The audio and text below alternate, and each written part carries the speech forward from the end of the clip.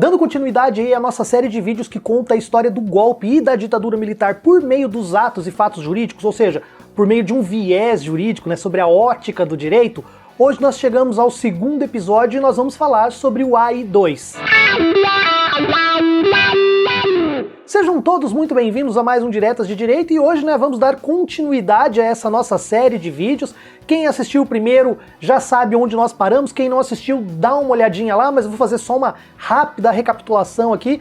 Nós fizemos nesse primeiro vídeo uma rápida abordagem contando a história das constituições até a Constituição de 1946, que é a Constituição que estava vigendo na época do golpe militar. A partir dali a gente começou a passar ali pelos principais atos e fatos jurídicos e terminamos o primeiro vídeo com o AI-1. Nesse segundo vídeo nós vamos falar um pouquinho sobre o AI-2 e eu prometo para vocês que vai ser um vídeo um pouco mais rápido, o primeiro vídeo demorou mais por causa dessa questão da contextualização. E eu vou continuar aqui com a nossa linha do tempo, mas eu vou dar uma achatadinha nela pro lado de cá, deixando só a partir de 1946, que é mais importante pro nosso contexto. E aqueles últimos recadinhos básicos, né? Se você já é inscrito no canal aí, curta, compartilha esse vídeo, leve para o pessoal, né? Manda o link aí nas redes sociais dos seus amigos, vamos ajudar o canal a crescer. Se você não é inscrito no canal, por favor se inscreva, clica aí no botãozinho, não te custa nada ajudar o crescimento aí e levar mais informação de qualidade com fundo histórico e com pesquisa científica por trás. E comentem, deixem aí seus comentários, sejam críticas, sejam elogios,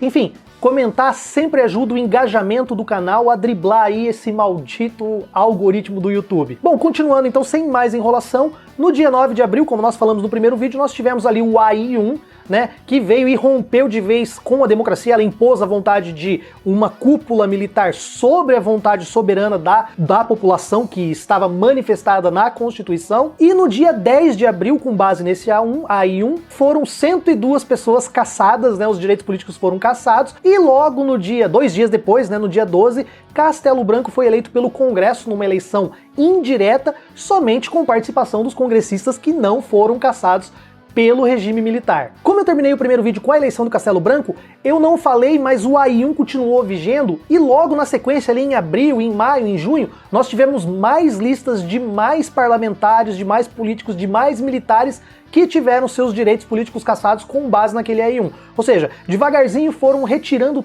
todas as peças de oposição ao regime. Outro detalhe interessante que é importante falar daquele AI-1 é que ele não revogou as eleições gerais. As eleições continuariam, teriam umas eleições em outubro, se eu não me engano, de 1965, que seriam feitas pelo povo mesmo, seria eleição direta. Então o AI-1 ele veio só para de repente, sabe, com aquela ideia de vou tirar isso aqui, vou dar uma consertada na casa e vou viger somente até a posse do novo presidente, que seria eleito nessas eleições gerais de 1965, em outubro de 1965. Só que conforme foi chegando perto das eleições, o regime militar, ali a cúpula do governo militar e principalmente o Castelo Branco, eles foram percebendo que talvez eles não fossem ganhar ou que eles teriam problemas com essas eleições. Juscelino Kubitschek, que por exemplo estava lá na França, já tinha voltado para o Brasil e já era pré-candidato à presidência da República. Leonel Brizola, por exemplo, também era pré-candidato, mas ele estava com os direitos cassados. Nós tínhamos também Carlos Lacerda, que também era pré-candidato à presidência da República. Só que esses nomes, principalmente Lacerda, que no começo tinha até apoiado o regime militar,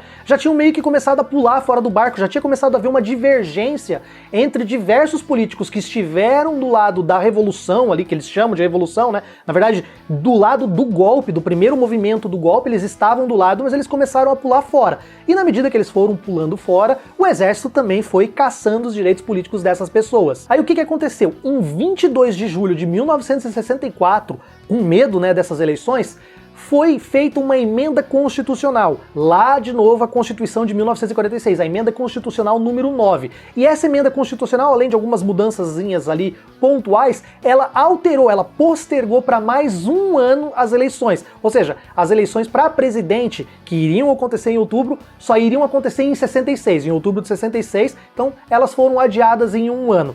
Mas as eleições para governadores e as eleições para deputados estaduais continuariam em 1965. Aí nós tivemos, então, em 3 de outubro de 65, as eleições presidenciais e como temia, né, o regime militar, eles não foram unanimidade. Diversos estados, inclusive Minas Gerais e o estado da Guanabara, né, que é hoje o estado do Rio de Janeiro, elegeram políticos que eram contrários àquela organização, aquela cúpula militar no comando do Brasil. Então, ou seja, eles tiveram um revés ali e isso forçou eles ao quê? A rever algumas situações e expedir, então, o AI-2, que é o objeto do vídeo de hoje. O AI-2, como vocês podem ver aí, tá entrando na linha do tempo, ele foi expedido em 27 de outubro, logo após as eleições gerais, e esse AI-2 aí, ele trouxe uma série de mudanças mais radicais, mais incisivas contra a democracia brasileira. Novamente ela foi escrita por Francisco Campos, então ela tem todo um floreio, um textinho bonito antes de abrir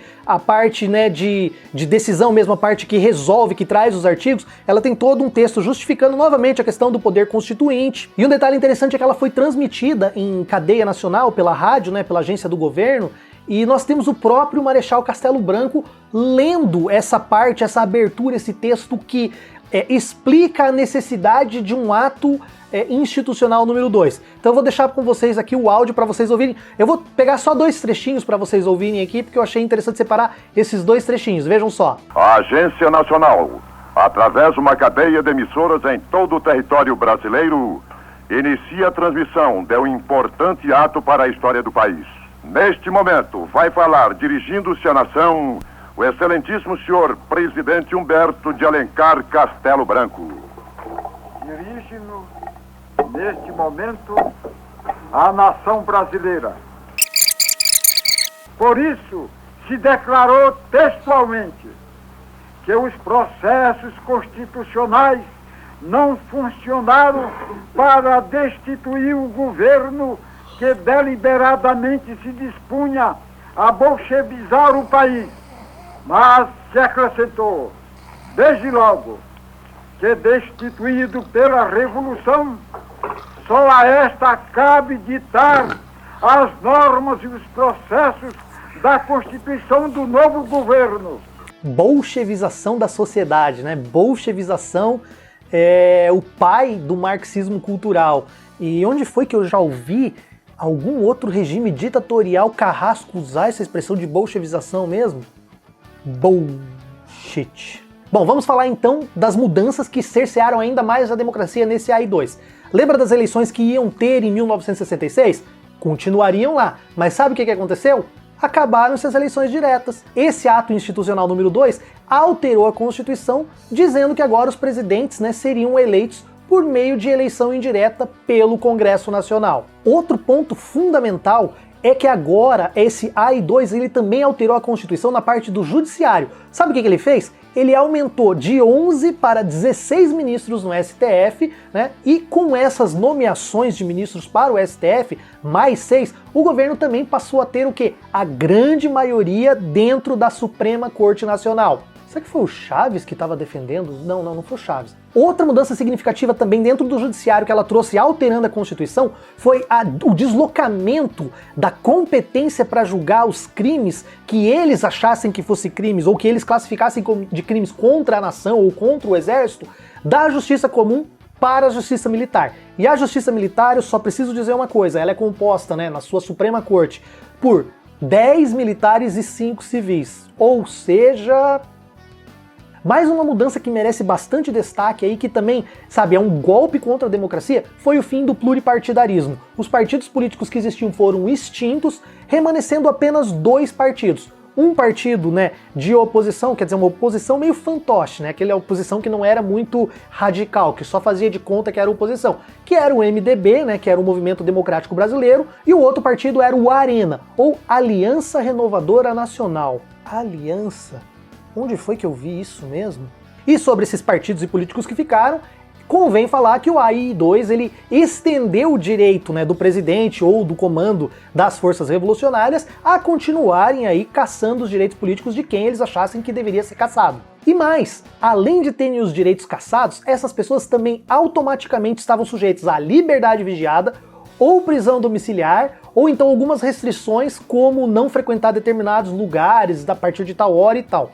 Além disso, eles também perdiam automaticamente, né, além dos direitos eleitorais, os direitos sindicais, então eles não podiam se associar a nenhum sindicato nem nada, e eles perdiam o direito de se manifestar politicamente. Eles não poderiam mais emanar nenhum tipo de juízo de valor, crítica, nada que se referisse à política. É uma atitude totalmente arbitrária e isso foi legislado, sabe? Isso não é uma lenda, não é tipo assim, ah, na ditadura militar tinha isso, não tinha isso. Gente, isso foi materializado, documentado como lei, como regra. Nós estamos fazendo aqui uma avaliação jurídica dos textos que foram prolatados nesse período. Depois vocês podem procurar aí os canais de historiadores para vocês verem o que é que realmente aconteceu de fato ou não. Mas, né, nós todos sabemos que muitas dessas coisas aconteceram até em excesso, aconteciam clandestinamente, mas aqui eu estou trazendo, né, que apesar de terem acontecido clandestinamente, havia também um respaldo legal para essas arbitrariedades. Por fim, para terminar esse AI2 também, os últimos dois detalhes que eu acho interessante trazer. O presidente agora ele poderia decretar estado de sítio, ou seja, concentrar vários poderes, né, nas suas mãos, sem pedir autorização do Congresso Nacional. Até então, o estado de sítio ele dependia de uma autorização, e hoje, por exemplo, na nossa Constituição de 88, o estado de sítio, né, e o estado de defesa também, eles necessitam que o Congresso Nacional autorize essa ordem. Lá não, lá o presidente simplesmente poderia decretar estado de sítio sem precisar consultar o Poder Legislativo, e também eles retiraram a possibilidade de se apreciar qualquer ato praticado pelo comando ou pelo presidente da República em qualquer esfera administrativa ou judicial. Ou seja, se você tivesse alguma reclamação ou alguma queixa ou alguma denúncia sobre qualquer ato praticado pelos militares no comando desse golpe militar, você não tinha para quem recorrer. Nada, ninguém, nenhum órgão. Você não tinha para onde sentar e chorar sozinho no canto. Não tinha o que fazer. Não existia nenhuma esfera que podia ou poderia julgar ou limitar os poderes ou aplicar sanções a eles. Ou seja, uma democracia ideal, nós temos um estado do império da lei, onde a lei está acima de todos. Ali não, ali eles simplesmente estavam acima de tudo, inclusive das leis que eles mesmos que eles mesmos outorgavam. Então, o negócio ali é totalmente incompatível com o conceito de democracia. Então é isso, pessoal, esse foi o AI2, espero que eu tenha explicado rapidamente o que ele significou dentro do contexto da ditadura militar. No próximo vídeo eu espero trazer para vocês o AI3 e o AI4, e no outro vídeo o AI5. Eu não pretendo fazer um vídeo ou um vídeo a cada 2 atos, não. Vão ter atos que vão ser feitos, sabe, tipo 8 atos institucionais num único vídeo, porque eles são menos importantes e são menos relevantes dentro do contexto. Mas esses primeiros atos, eles merecem um destaque maior, porque eles estavam ali consolidando e dando as formas do governo, né, antidemocrático, ditatorial, que foi estabelecido ali pela cúpula militar brasileira. Então é isso, pessoal, espero que vocês tenham gostado do vídeo. Se vocês gostaram, curtam, compartilhem, comentem, aquela ladainha de sempre ali, mas a gente, né, sempre pede, porque a gente precisa disso para continuar produzindo conteúdo aqui na internet. Um abraço a todos vocês e nos vemos no próximo vídeo.